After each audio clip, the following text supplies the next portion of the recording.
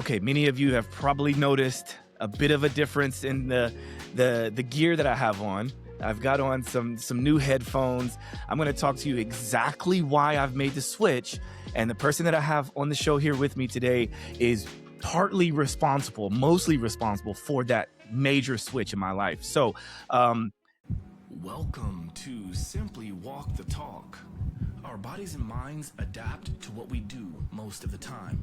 If you want to change your body and mind, you must change what it is you do most of the time. This podcast explores all things health, wellness, fitness, lifestyle, and biohacking. Stay tuned as we explore various thoughts, methods, and experiences from a multitude of conversations between our interesting guests and experts through many fields of work. Sit back, relax, and enjoy the show. Simply walk the talk.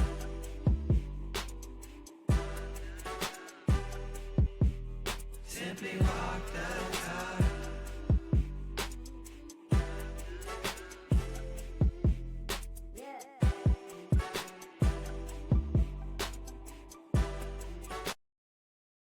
All right, so I just had the most amazing conversation with Dan from DefenderShield, and we were so jazzed and excited about all the things that we were talking about, and about some of the things we're going to be doing in the future when we're talking about it on the next show. I'm like, wait a minute, we've got to record again, because there was something you just brought up that I forgot to talk about, and so now it's going to live as a part of this episode. However, it's this piece that is the air tube, the actual tube part. I wanted to ask, is it plastic? Because, I try to keep plastics out of my life as best as possible and things like that. And Dan just kind of casually went over it just now. He's like, even though we're not recording, I'll tell you the way we were able to get the sound to sound so good. Dan, can you please tell everyone what's it about? Yeah, it turns out we're chatting about the ear, and it's taking a year or so to develop it. And what we found was we went through plastics, different designs, acoustical chambers differently. And ultimately, we found the chamber that works, but it had to be in aluminum, not plastic. And that was the difference between what we do and high quality. There it is, folks. So if you have been quietly wondering, why has Josh got these weird looking headphones that are called air tubes and things like that? Well, we're going to talk all about it. Dan's going to go very deep with me. We're going to go on some tangents, but ultimately we're having a blast. So until next time, enjoy the show. Joshua, thanks so much for inviting me. I'm really excited about chatting with you today because I enjoy the area you live in, and I'm on the peripheral, and I'd love to chat and learn more about you, and maybe I can share stuff about me. Absolutely. Yeah, I would love to, I sort of led in alluding to the fact that there's something different in what I'm wearing. And of course, if people are watching this, they can see that this doesn't look like your standard headphone set, or, headphones, right? And you see the balls here, and you see the tubing here, and you see a little microphone and volume adjuster down here. And I swear I'm not doing this just to encourage people to come and watch the video, but I would say this is probably going to be one of those ones where you at least want to see some of what I'm talking about. And I'm wearing this essentially EMF protection, or no EMF headset, and they're called air tubes. I'd love to have you talk through why this is important, because let's face it, a lot of people have started to see this trend of celebrities and athletes starting to go back to the corded headphones. I want to talk about why that is, but I also want to talk about the difference between those that we're seeing versus those that most people are actually using day to day, including myself, until I made the switch. So let's dive into it. Wonderful. I'm going to start off a little bit by telling you a tiny bit of background of me, because it will relate to how we got here. I was in the Bell system as a Bell Labs and developing technologies and testing technologies to ensure the compatibility into these networks. And so I was very familiar with the electronic space, the electromagnetic space, the environment that is surrounding all these technologies around us today. And about 15, 20 years ago, my wife mentioned to my boys that you shouldn't have the laptop on your lap. She was a social worker. She didn't really know what it was, but I said, "No, wait a minute. I understand this stuff. The power levels that are being transmitted out of a laptop certainly aren't sufficient to damage the human body." And then she sort of walked away, and I started thinking about it. And one of the things that I didn't ever do is look into the scientific world to see if that was legitimately true. Well, it turned out back then, after about 3 or 4 hours, we already knew that the male sperm could be up to 25% immobile. I didn't know that. None of us knew that, in my opinion. And so how could I be in an industry that I didn't understand, the impacts of that technology? Fast forward to today, what I've done is created products, and I'm trying to help people understand why there may be a reason to have protection around the technologies around us today because of potential damages to the human body. And Absolutely. that's how come you have earbuds that have an acoustical coupling between your ears and your speakers that are outside and beyond your pineal gland, the and all the other frontal lobe organ that is basically potentially influenced by the emissions from our technologies. Mm. Okay, there's so many rabbit holes we can go down, and what I love about having you on so far is that, you seem to be very open to going down those rabbit holes. So for the viewer and the listener, if you're ready to take this ride, let's go. Where I would like to start, obviously, thank you for sharing the background because I do think it's very important and it's extremely interesting to me.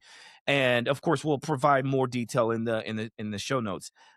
What I would like to touch on is this thing that has become vilified, like the industry of 5G and EMF.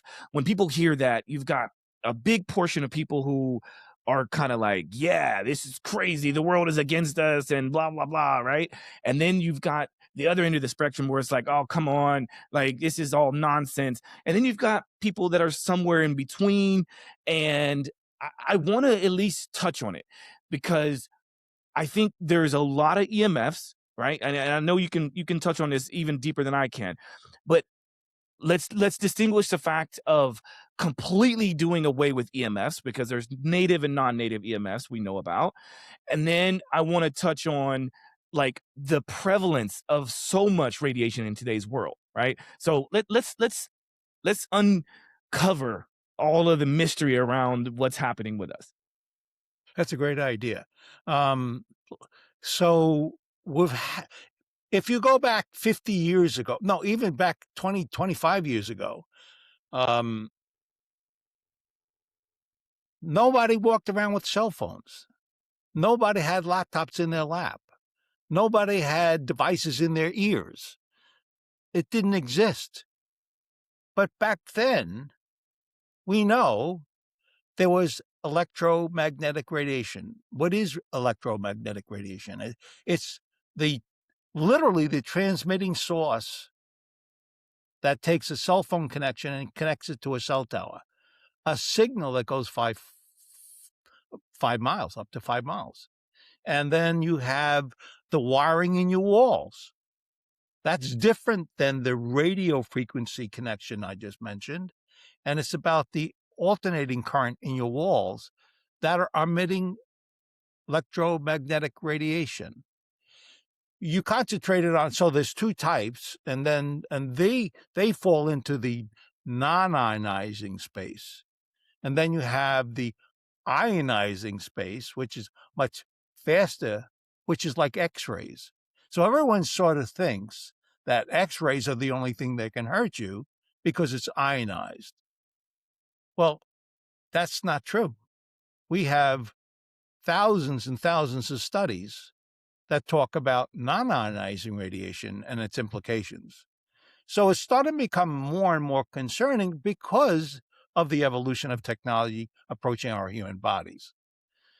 If you look at the standard that was created over 30 years ago for the radio signal that goes from your cell phone to your cell tower, the standard was created over 30 years ago. And what they did, Josh, they took like a whole bunch of 6-foot males in the armed forces, and they characterized what would happen when a signal from a cell phone would enter into a brain as one example of concern. And what they were worried about was the heat penetrating into the body. And so what they did is they said, let's make this cell phone not any stronger in power than 1.6 watts per kilogram. So 1.6 watts per kilogram enters into a male's head 1 to 2 inches, and it can heat it up by 2 degrees, Oof. as much as 2 degrees. Well, if you think about it, that standard was great for 6-foot males. But today we have women, children, teenagers. The brain itself, the barriers protecting the brain are very different for a 6-foot male and a 6-year-old child. In fact, 98% of the human body, the human race, is not represented in the standard. Most people are not 6-foot males. So Right. we have a little bit of an outdated standard. You think? And all the study work we know about, all of it, is around biological impacts. What is happening to the cell itself from an exposure? A stressor, any stressor outside the human body can influence the human body. Well, it's a stressor and it's influencing the human body, and it's not necessarily just heat you worry about.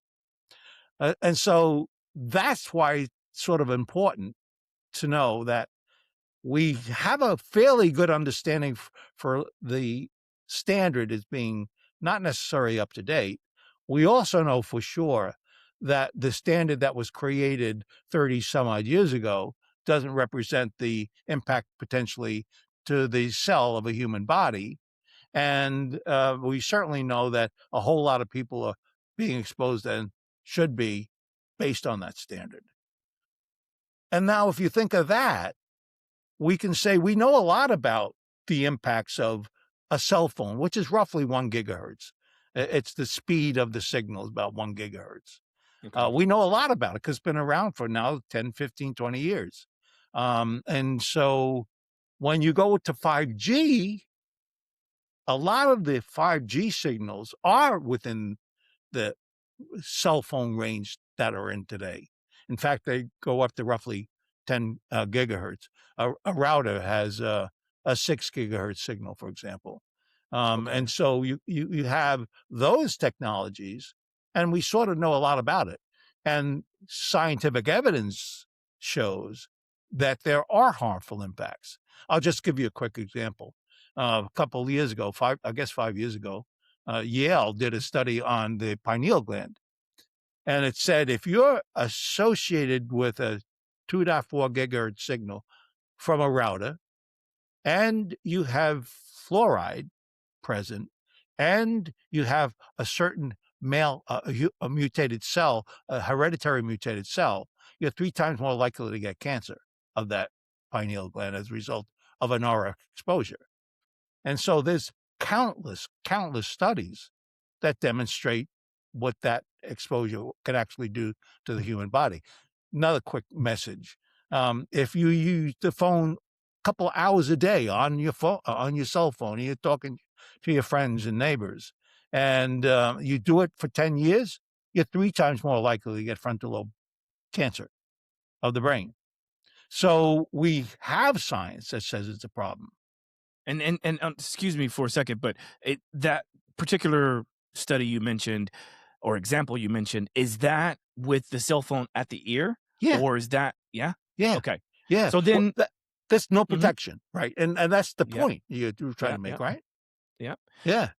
So then I like to try to put myself in the shoes of because I've done a lot of research in this area too. So I want to try to put myself in the or in the shoes of the person listening and following along Okay. because I imagine that some of the next questions are, well, okay, is it any better to have Bluetooth because the phone is farther away from your head?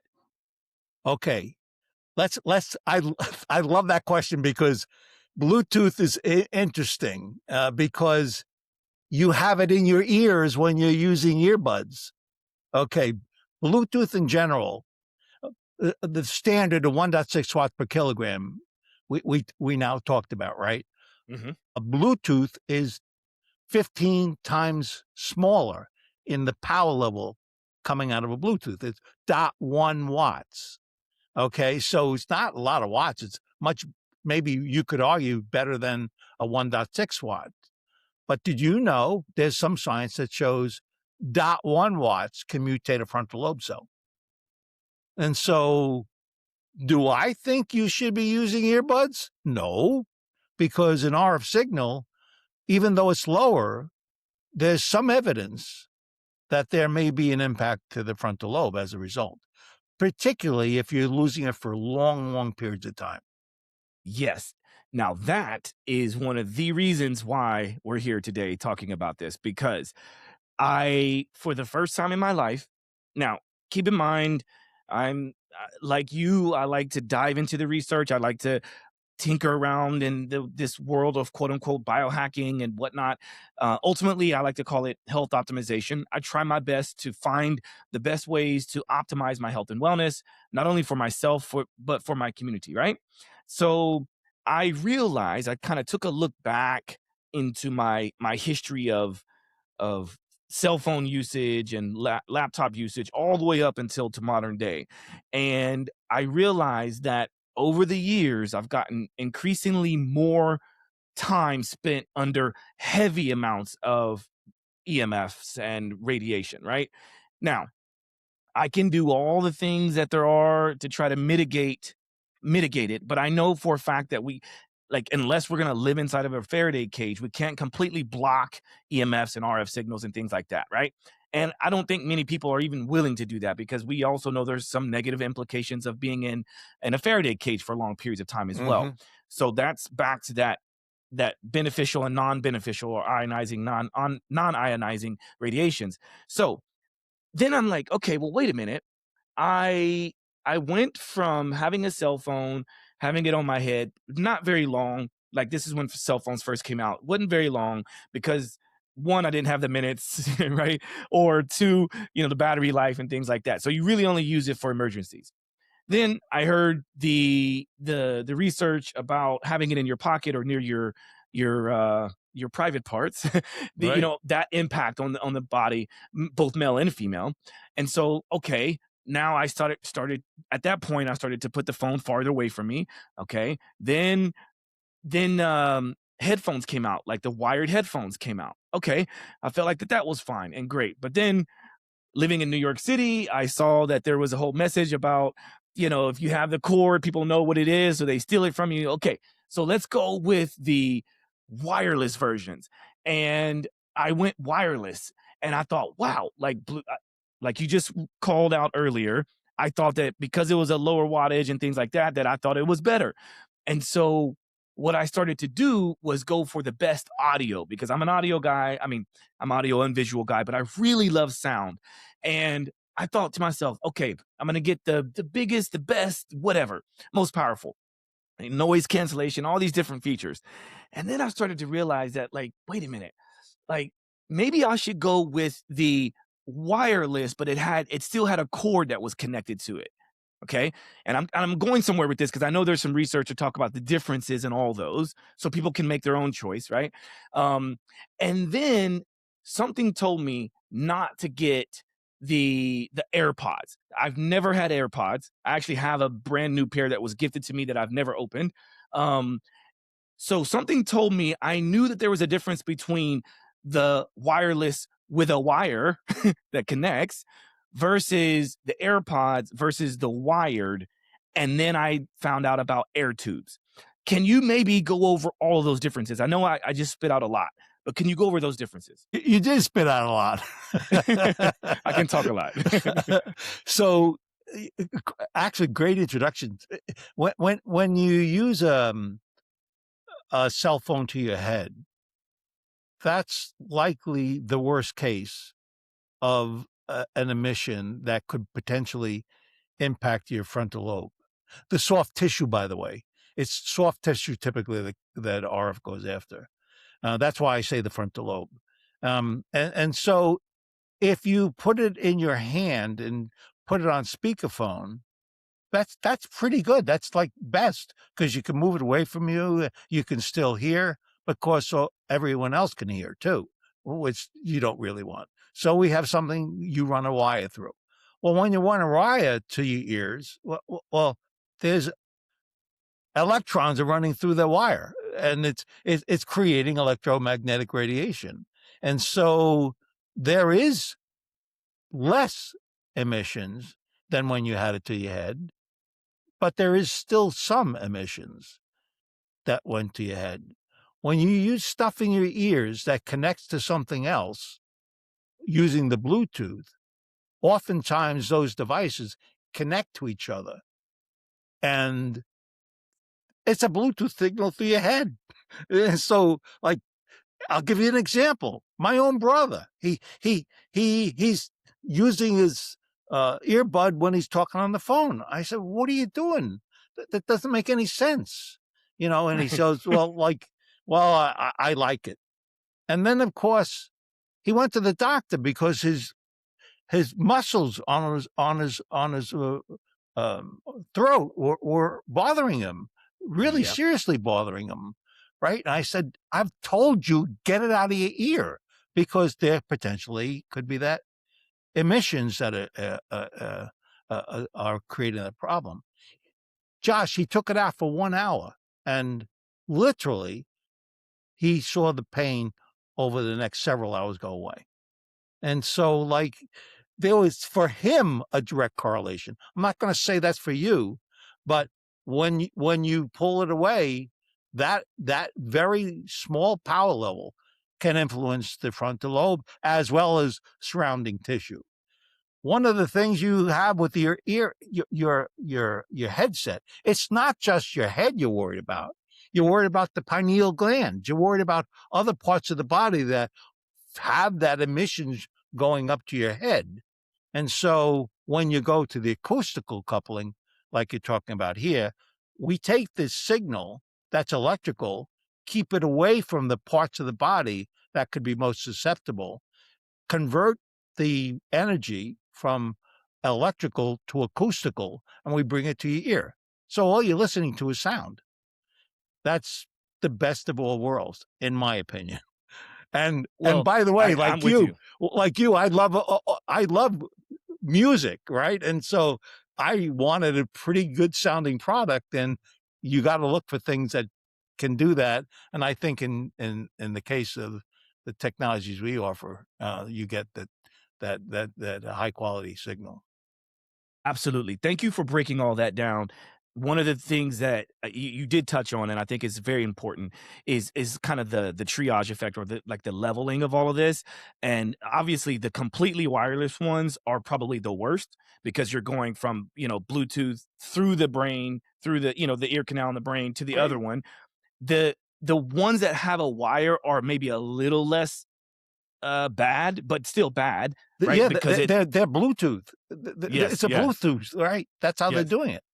Exactly. So thank you for sharing that. The other thing that I think is very important from my perspective that I want people to truly understand, and I don't say this like just because I have Dan on the show. I literally searched as much as I could because I found out about air tubes back in like 2018, I think. 2018 is when I was kind of like, oh, this is interesting. And I'll be honest with you, I thought, wait a minute. How is that going to sound as good as my Beats by Dre headphones? It's not possible. I just literally thought it's not possible.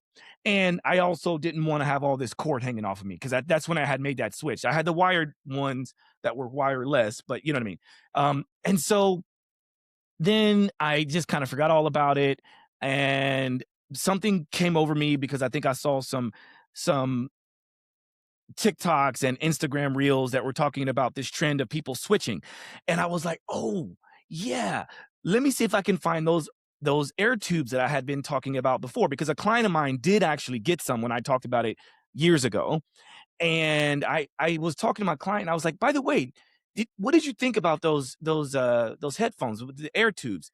And he was like, "Yeah, they weren't that bad, but they kind of became like annoying because it was like always swinging around and this and that." And I said, "Well, you might want to dig those back out because I'm going to start doing some more conversations about that." And here we are.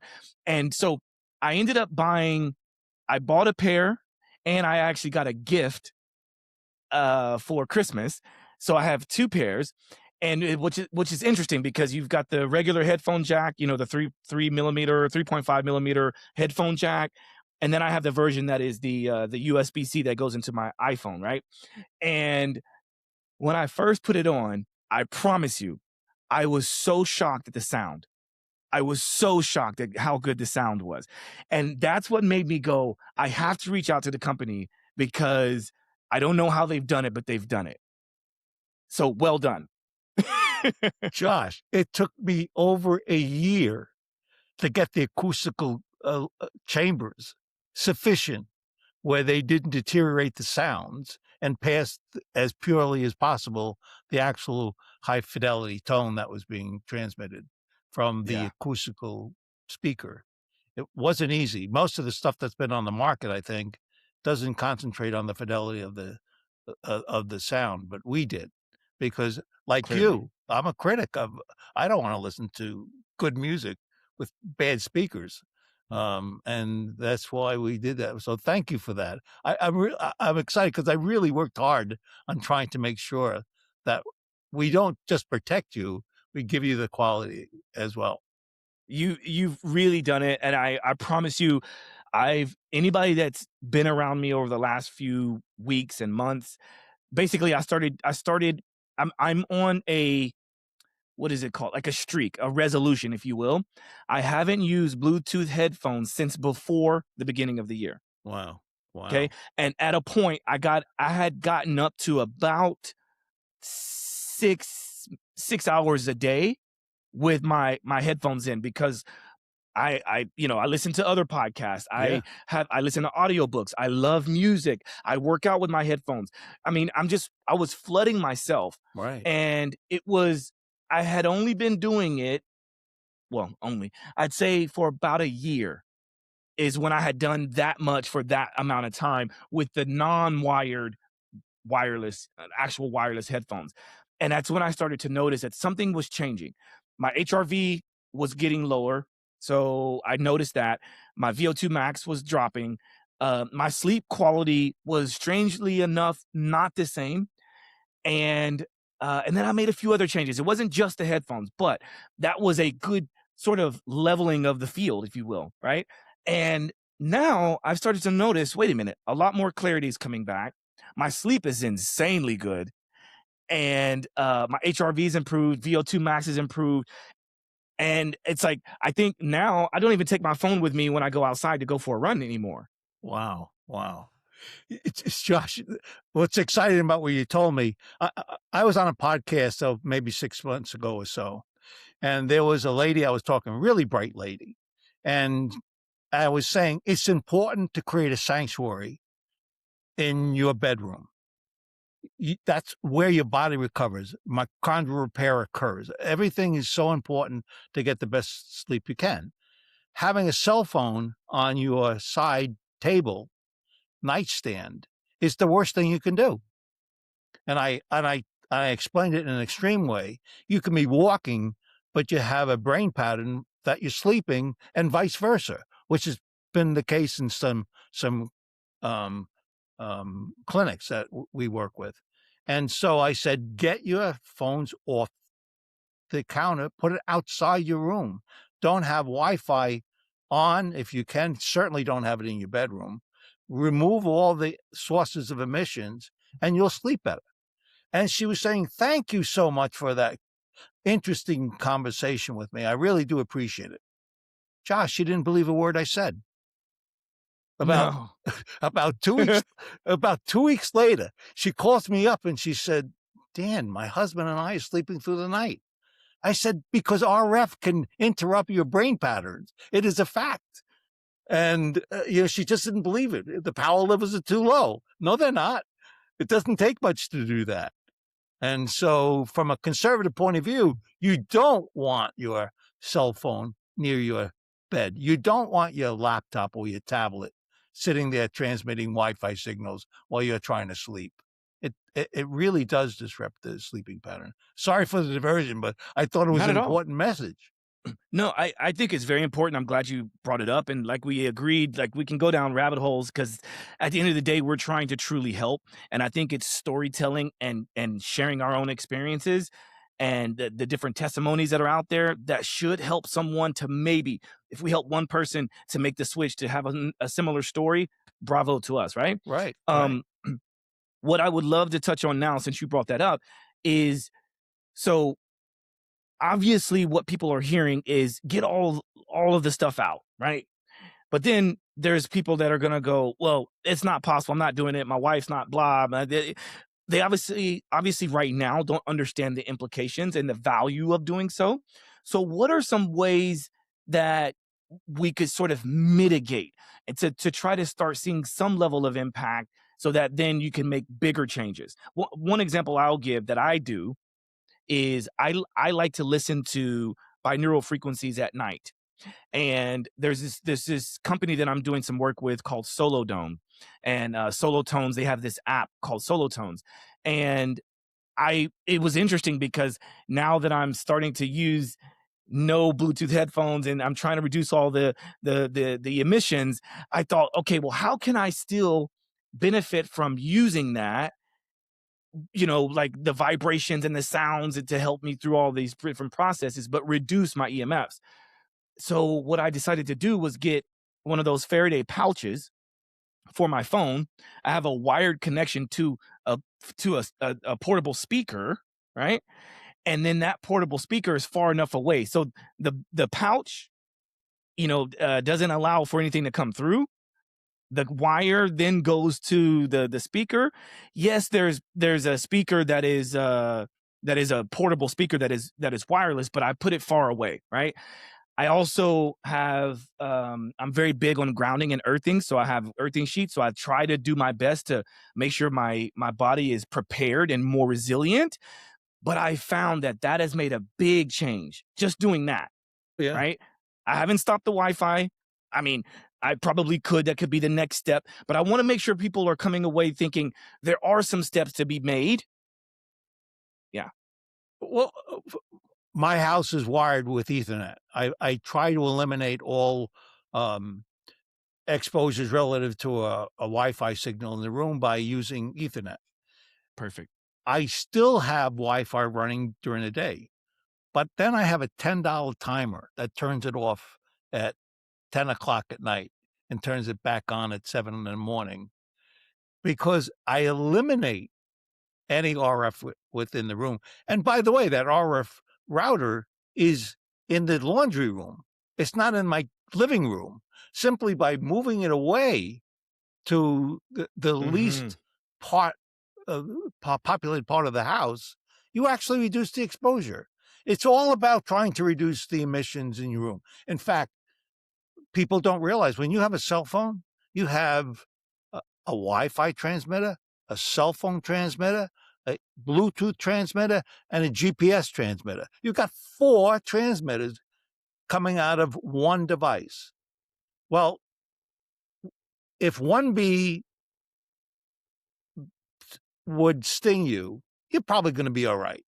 But when you have 1,000 of those bees in that room, now it becomes questionable if you'll live if you all get stung, right? And that's Yeah. the point, right? Remove the bees in the room. And guess what? Every device you have in that living room or the room you're in is a bee or multiple bees. So moving it away, turning them off is simple stuff you can do, and you really reduce the exposures and tend to be more safe. It's a conservative approach, but Josh, when I started in this space, it was probably 10 or 15. I'm not worried about you getting frontal lobe cancer from a cell phone to your head. The statistics shows it's relatively low. But at the same time, the human body's been responding to RF signals. They call it electric hypersensitivity. Started about 15, 20 years ago. It was around 10, 15%. There are studies today that show it's up to 50%. So our bodies are reacting to this, and I'm getting headaches. I'm getting depression. I'm anxious. Maybe I have allergy-like symptoms. And do I have an allergy, or am I too close to the RF from the router? And there's clear evidence that there is that linkage. So it's not always cancer I'm worried about, although cancer does play a role. In fact, there's some epidemiology studies that show a direct link, and we can talk about it later. But my point is, it's not always that you're going to die from a RF signal. That's not true, most likely. But you can be impaired, and up to 50% in some studies show you are impaired. Your vision may hurt, your eyes may hurt. I talked about the sanctuary before. When you're in a sanctuary bedroom and you're looking at a monitor or I don't know, a laptop or any device that has transmission of images, you are looking at a blue signal in the spectrum of color that's actually impacting your eye. And it's not just macular degeneration that you're talking about, but you're talking about the chromosome, cryptochrome protein.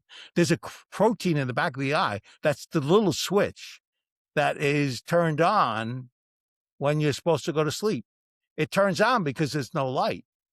But when you're sitting looking at this device and the Bluetooth is hitting it, it's saying, stay off. No, it's still daylight out. It's not really daylight. So the process of creating the sleep pattern and the melatonin that's naturally occurring in the body is prevented from happening. All because you're looking at a screen and there's blue light coming and it's telling the body, don't sleep. That's why when you talk about sanctuaries, you talk about sanctuaries that take that away at least an hour before you want to sleep, because it's interfering with your body. And there is premature macular degeneration studies that show when you're looking at these images, there is the potential for degraded back end of the eye. And so you got to be Absolutely. careful about that. Yeah, and I think it's also important to realize that there's people that are obviously much more sensitive to this. You mentioned it earlier, and then there's people who are much more resilient to this. At the end of the day, we just need to become more aware, and it's not about believing what Dan is saying, believing what Josh is saying, or what your favorite influencer is saying, but it is about understanding what's happening in your body. And when it's harder for your body to actually process because there's so much information and so much noise and so much radiation coming in at us, it's hard to truly process what's what. Oh, So this is absolutely. this, You yeah. know, and I'm sure as in the space you live, you think about oxidative stress, right? Oxidative stress is an imbalance of free radicals with antioxidants, and the end result is oxygen derivation. That's not even the tip of the iceberg, what's happening. In fact, some recent study, some scientific evidence that's being generated by research from Dr. Navio, he's out in California. He talks about cell danger response. And he actually identifies electromagnetic radiation as a stressor to cell danger response. And so if you look at his study work, he talks about the cell itself says, nope, I'm not talking to anybody anymore. I'm in trying to protect myself mode right now. And so I'm going to not function like I should be. And then, by the way, if you don't take that stressor away from me, I'm not going to recover from that state. And so all of a sudden, your body is being exposed to stressors worse and worse over time. And it's becoming harder and harder to recover. I talk about resilience all the time. Some of the things. So when you have electrohypersensitivity, it's highly likely you have elevated DEV-C in your stomach. Bacterium that is dangerous at high levels, and it's consistently found in at least some clinics that we work with that there is correlation to the definition of electrohypersensitive to elevated DEV-C. So, in other words, when you have there's more bugs in the stomach than there are cells in the body. And so when you have an RF signal, which we know interferes with the biome of the stomach, that there is impact to immune system function, all sorts of different things that you need to be aware. Mitochondrial development and recovery during the day. If your stomach's being screwed up because you have a cell phone sitting near your stomach every day, there is some scientific evidence that shows that there may be interference with that microbiome. Wow. There's there's so much. And I want to I want to make sure that we give people some hope, because there is some hope here. Wait Right? a minute. Josh, you and Please. me, we're not going to go to the moon to run away from the emission. It Are we doesn't not? make sense. Well, maybe we will. Maybe we will. Maybe we will. So, I mean, it's all about managing your environment. In fact, the way I think about it is you're the architect of your environment. No one else is. The Well government's not said. going to tell you what to do necessarily and be accurate, because their standards are 30 years old. So you can't rely on others to sort of framework where you want to live in your life and the style that you want to live. And so that's why precautionary measures and everything we do makes sense, including trying to understand if electromagnetic radiation is interfering with your life. Absolutely. Now, this is why I wanted to sort of use this as a segue into this next bit, because I wanted to make sure people understand that there's a load of products. And I know part of your story is that, it started with the shielding of the laptop and with the heat and the radiation, and then it developed into so much more here. But just for the person that is only listening, what I have here on the screen is I'm at DefenderShield.com, which is the website you can find out most everything we're talking about today. And you've got the EMF radiation-free earbuds, you've got the laptop shields, you've got the headphones that I'm wearing right now, which are the over-the-ear version. You've got I'm also holding up, I don't know if people can see this because it's on the small screen right now, but let me actually take that off. I have I'm showing the usual version that I'm using when I'm not doing a podcast. So this is also air tubes, and it's got what did you call this part here that keeps it away from the body or the Acoustical the head? coupling. The acoustical coupling. Yeah, between the speaker, that's a speaker on the bottom, and then you The have speakers here. Yeah, on the bottom. Yeah. Above that, slightly above that. Those two those are the speakers. And we Okay. convert the energy into audio. And that's where it occurs. That's where it occurs. So this should bring up a question for the person that just, saw us go over that or heard me talk about that and have you explain it. So this is the difference between DefenderShield air tubes versus your regular wired headphones. Yeah, that is. Because of what you mentioned earlier, right? There is EMFs, or there's some sort of signal that is still going through the wire. So this just stops it just below the most important bits. Right. Yeah. Exactly. That's where you want to stop it. You don't want exposure. And as I said, the 2.4 gigahertz can mutate, and a mutated cell can can actually put you 3 times more likely for a cancer in some studies that were done by Yale. But again, this is not about a conversation about you should be worried, because I don't believe that's true. In fact, Josh, you don't have to buy anything from me, and you're safe if you're taking away the stressors that are around you in your personal environment. Well That's said. sort of the message. Well said. I think that's beautifully put. What do you think is so? I see. I mean, I just showed one page, right, of your products. What tends to be the biggest sort of? What are your best sellers, or what are the things that people are coming to you the most about? Because I will say this: I have not only do I have the headphones as you see and the ones that I showed, but I also have the eye masks and I also have the blanket. So, but I'm showing here on the screen again. Here's a EMF radiation protection scarf wrap scarf. They've got beanies. Um, you also have blue light blocking lenses. I'm currently wearing some as well. Here's the mask, the sleep mask that I was talking about, which these are awesome. My client is the one that put me onto this, and I was like, ooh, I didn't realize they even had that. Hey, Josh, the ear. I got to talk about the eyes. Please. We created the mask because that's a path to the brain like no other. So when you have a RF signal, even the ambient in the room coming from a router next door to you, it at night can pass through to your brain. And we have at least one clinic, a sleep expert, that they quiet the brain. You can literally see with the HRV that the brain is calming down as a result of that. That it's really a shielding inside the mask. But you asked me what's the most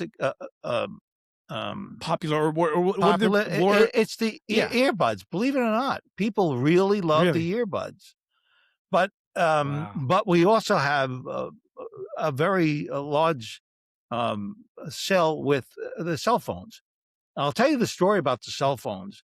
We had Please. developed a defender, a, a tablet, something to protect the groin area of the user, and the reason why is because of the 25%, up to 25% I mentioned to you.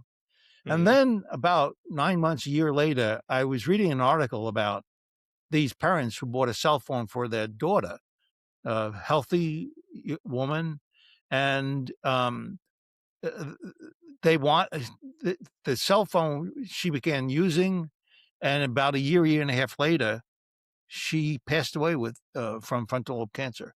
Uh, Oh, Extremely aggressive, and that really upset me because I knew that the technologies that we had developed would prevent anything from passing through, and that all I needed to do is find a way of putting this into a cell phone and put a barrier between the cell phone itself and the user, and that won't happen. It was really almost a personal reason why I did it, because it for some can be serious. Now, I'm not saying that's why she passed away, but there's that potential, particularly when you're heavy users. And so we have a lot of interest in that. And the blankets too. Believe it or not, athletes are using our blanket when they travel on a plane. yeah, Why? Because there's yeah, RF all over the place. of You have course. a lot of emissions around you, in and outside the cabin. So they're using that, and they're using the mask. So just an I interesting thought. I think the blankets are very clutch because especially for someone like me that travels a lot, like I'm always on planes, I'm always being exposed to and it's not even just the planes, but like what happens like while you're on the plane, what happens when you get like to the next destination, you know, you're going into a hotel usually and you don't know what their situation is. So it's like it's almost nice to just have this as your security blanket. and I love that you guys are really good with having the bamboo cotton blend, which is also very important for me. Like I want to make sure that whatever I put against my body not only is healthful from the electromagnetic frequency and field perspective, but also from like a eco-friendly, sustainable, healthy perspective for the skin, right?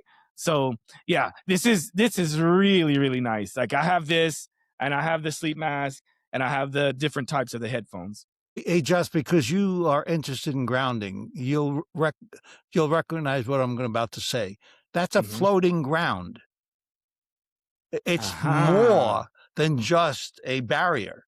It becomes a floating ground. Why is that important?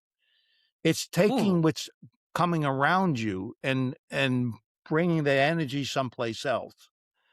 If that was grounded, if I was sitting on top of it and I had it plugged into the wall and was grounding it, I would be through the conduit path short to ground.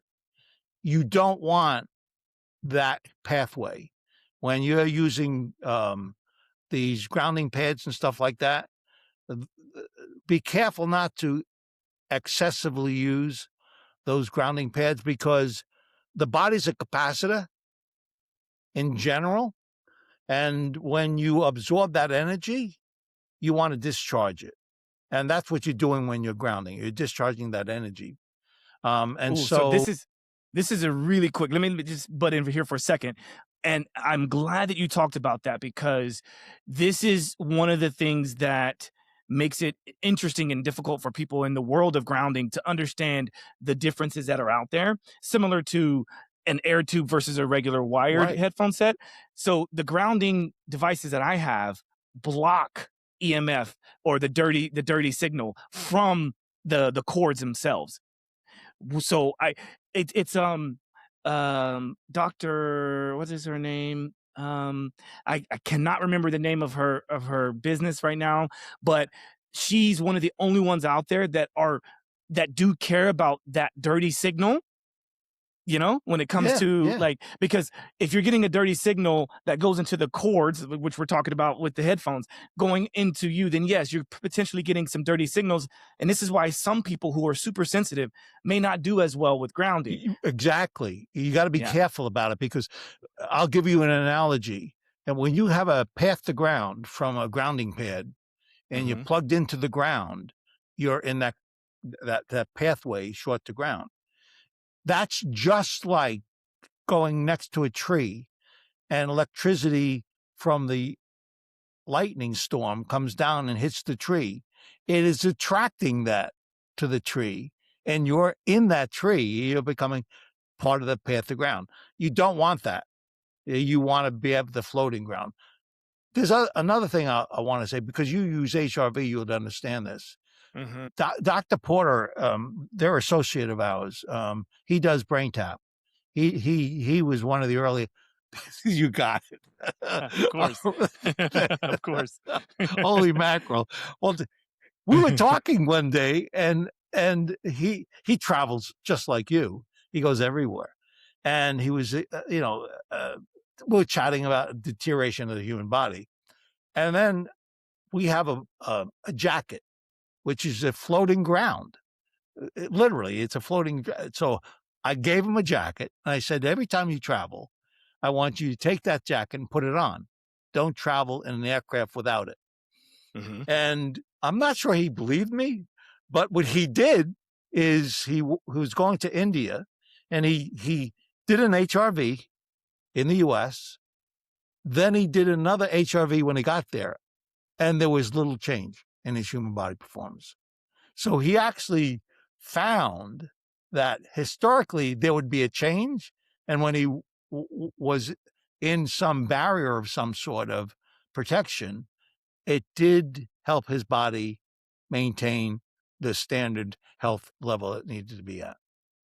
So it Very really, interesting. in his case, and he understands the brain part about it, and he found that both his brain and his human body was normalized in a trip that normally would unnormalize the human body.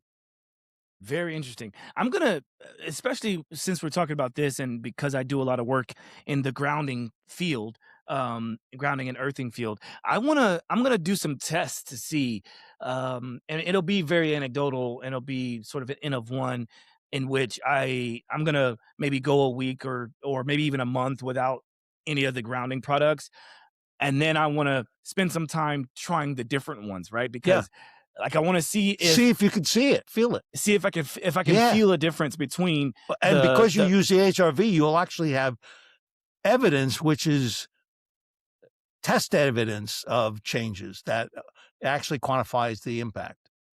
absolutely. Yeah, and this is why I like doing what I do, because like it makes it really really interesting to me. Like I'm such a curious person, probably to a fault. But I really am interested in that piece, because it's like the way that I think about it is, if we could be grounded better, right? However we do that, like literally going outside, of course it's on a spectrum. Some people will say, well, you don't want to go grounding with your bare feet out in the middle of a city that has all of this dirty electricity running through it. Okay, sure, right?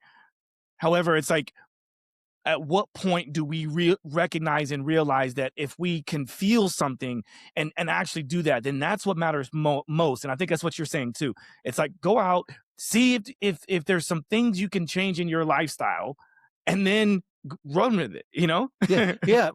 One thing I haven't overtly said was there's a couple of metrics you use. Time and distance as being primary. Uh, Hmm. when you use something that's very, very close to you and you only use it for a really short duration of time, you'll live forever. It's when you take that time window and you extend it longer and longer and longer, that allows your body to respond maybe worse and worse and worse in time as a result of that time domain. The other is Hmm. distance. If you have a cell phone to your head, that's the maximum that you'd likely be concerned about. If you take it 1 to 2 foot away, 80% of that 1.6 watts per kilogram power level drops. By 4%, it's in the 90s, simply by taking devices and moving away from you just by 4 foot or more. You get pretty safe. So that conservative adjustment of a cell phone, well, I'm not using it anymore, let me put it over here away from me a little bit, is like fixing a lot of the potential problems you may have as a result of exposures. This is so fascinating. I love all this stuff.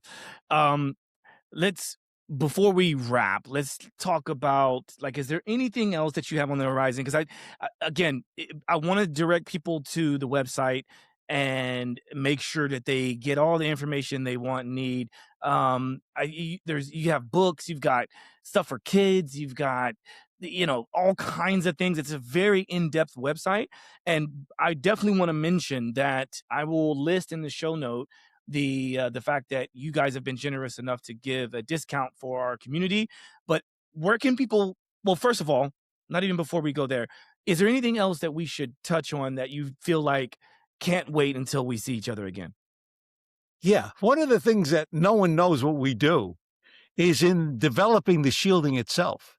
One of the things that, because of my technical background, one of the things I began realizing is the technologies that we incorporate in our devices is not off the shelf. Now, we started with off the shelf, w- but it took multiple layers of materials to do it. But we're now generating materials that the average laboratories can't test. We actually go to military laboratories. We have a special arrangement where they're testing very, very higher levels up into the 5 and 6G levels, which we haven't talked about. But that's up to the terahertz space. So it's Mm. really very broad. And for us to be able to provide the protection, we spend a lot of time trying to make sure that we have the best in class that you can possibly have. And we know that technologies that existed 5 years ago did not shield the higher levels that we see today. And so one of the things that we've really done and continue to do is test technologies, which we're introducing into our products as we speak, and we go up to 120 gigahertz. And the only reason we don't go higher is because we can't test it. But I believe it's Wow. actually tested higher. We're really working to make sure that as the industry changes and evolves, we actually provide the protection for the devices that we're using. That's impressive. Well done. Well, I thank mean, you. like, what else are you guys working on? Do you have anything else that you're able to talk about right now, or is it kind Yeah, of business as usual? we have um, we've been able to create um, rigid shielding up to 120 gigahertz. Um, as I mentioned, we actually have flexible material under development, which was a more difficult scientific problem, which we're developing um, for other applications of products that others may be able to use in the future that they can't today because it's not flexible. So I'm excited about that personally because we claim to be the best in the marketplace because of uh, the educational side of what we do as well as the technology side of what we do. But if we don't do that, we're not meeting up to our own standards, and that's why we keep on pushing the shielding technologies as we do. Yeah, you guys are definitely doing something right. And once I got bought into the level at which you've made the audio to where it is, I'm like, okay, I'm sold. Literally, that's why I've got all these different products, and I plan on getting more. And that leads me to the person that is also still with us at this point. If you feel like you want to get involved and be a part of this growth, like, reach out. I'm going to put a link in the show notes so you guys can go directly to it. I believe my link will automatically put the discount code there. But if not, then I will also list the discount code. And where can people keep in touch with everything going on in your So world? we're on Amazon like almost everyone else is forced to do. And then, of course, we have defendershield.com, which is our own site. On that site, by the way, we have products and services, but uh, we also have an educational section in which if you're wanting to find out sort of what is some recent research and what are the linkages to different conditions that may exist, we provide that education in our learning section. And so when we're not just providing products, we're trying to also provide current information about what science is saying. And of course, we keep logs current about, oh, you'll love this. I'm breaking everything right now. There was cell towers in Germany, and they found chromosomal changes from people living close to the towers. Chromosomal. That's Mm, basic stuff. And it was distance related. The closer you were, the more it was seen. So they're constantly current information we're learning about, one of which is this German study. And we continue to uncover issues that may be important for us to understand. And that's why we have the blogs and we try to keep up to date about that. yes, awesome. That is very, very, very, very profound. Again, thank you for your time. And you guys are also on social media, right? Yeah, You we have, are. I think it's Yep. Defender Shield. Yep. It's pretty easy. Of course, I'll list everything in the show notes. But Dan, thank you for all that you do. Thank you for what you're building, and I'm excited to be on this journey with you. And I can't wait till we chat again because I'm sure we will. We haven't even touched on 5G. Yes. Thanks so much for inviting me. I enjoyed my time with you. I really did have fun going a little bit off target every so often, but I Yeah. enjoyed our conversation. Well, we'll do it again. And for the people that are watching and listening, thanks for your time. Thank you for hanging in there. And feel free to reach out. We'd love to hear your feedback. Until next time, peace.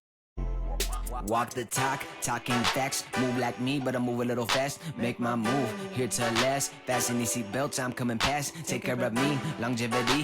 Hack my biology, better believe. Walking the talk, soul, mind, and body connected. Better come give us a listen. Better come give us a minute or two. Open the box up, we giving you tools. Giving your engine the fuel that it needs. Breathing into it, it's autoimmune. Make a connection, we're stronger than two. Making us one of a kind of a few. Work on the mind, but show me your moves. If you do what you say, you know what to do. Yeah. Walk the talk.